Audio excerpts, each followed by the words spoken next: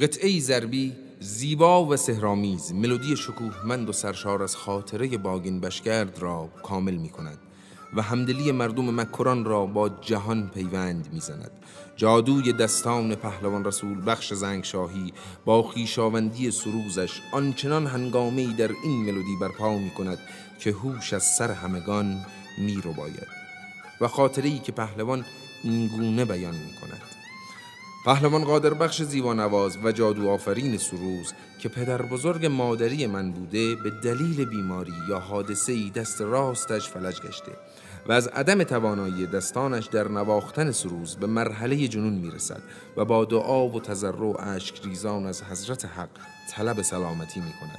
و تقدیر رقم می‌خورد که به هنگام نواختن دست از کار افتاده به تبرک عشق حرکت از سر گرفته و سروز را 100 چندان عاشقانه تر از پیش می نوازد.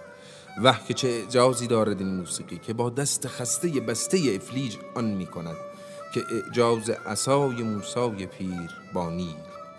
حال بشنوید که سحر و اعجاز موسیقی و بالاخص سروز با دل و عقل و جان و اندیشه انسان چه می کند.